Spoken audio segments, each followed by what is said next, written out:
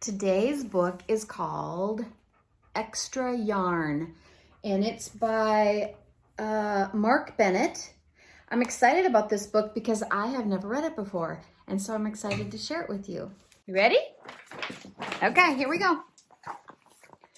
On a cold afternoon in a cold little town where everywhere you looked was either the white of snow or the black of soot from chimneys, Annabelle found a box filled with yarn of every color.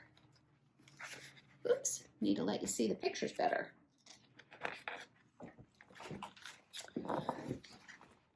So she went home and knit herself a sweater.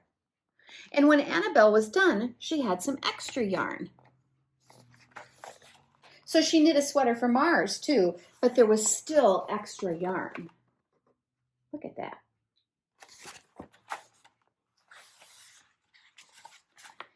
And when Annabelle and Mars went for a walk, Nate pointed and laughed and said, "You two look ridiculous." "You're just jealous," said Annabelle. "No, I'm not," said Nate. Get Nate sitting there, being all bossy. But it turned out he was. And even after she made a sweater for Nate and his dog and for herself and for Mars, she still had extra yarn.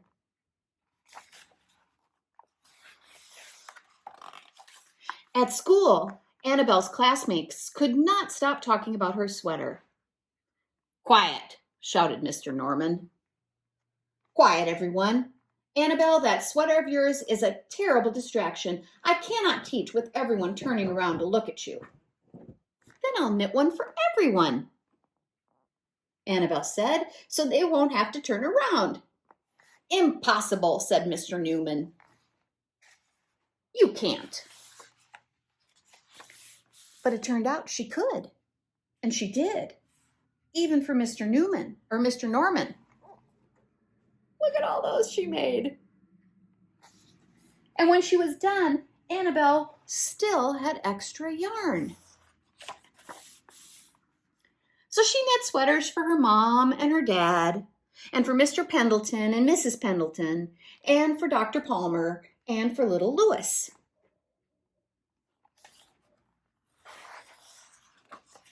She made sweaters for everyone except Mr. Crabtree, who never wore sweaters or even long pants, and who would stand in his shorts with the snow up to his knees.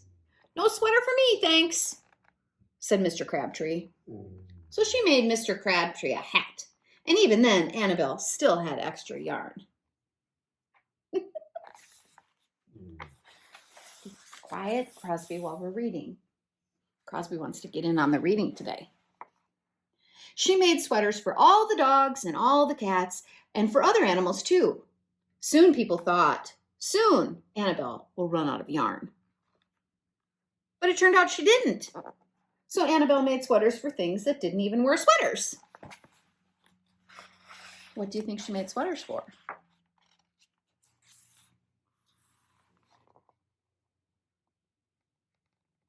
Things began to change in that little town.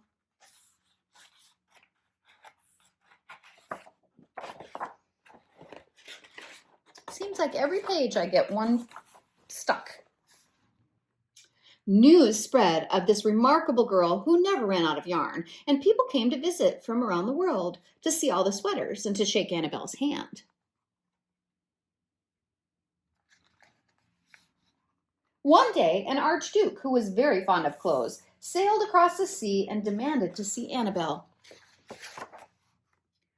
"Little girl," said the archduke, "I would like to buy that miraculous box of yarn, and I'm willing to offer you $1 million. "No, thank you," said Annabelle, who was knitting a sweater for a pickup truck. The archduke's mustache twitched. $2 million, he said. Annabelle shook her head. "No, thanks." $10 million, shouted the archduke. "Take it or leave it." "Leave it," said Annabelle. "I won't sell the yarn." And she didn't. So that night the archduke hired 3 robbers to break into Annabelle's house, and they stole the box. and took it to the Archduke, who set off across the snow and sailed over the sea back to his castle. The Archduke put on his favorite song and sat in his best chair, and then he took out the box, and he lifted its lid, and he looked inside. What do you think is in there?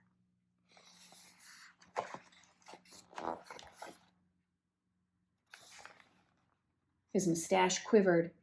It shivered. It trembled.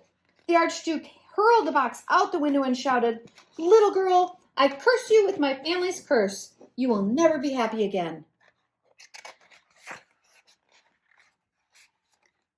But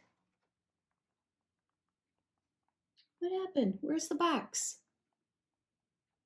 What's happening here? Did the box float all across the sea? And who did it find?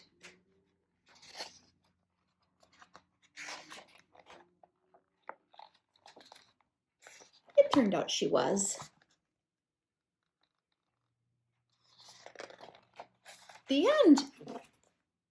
Cute, cute story. That is called Extra Yarn by Barnett.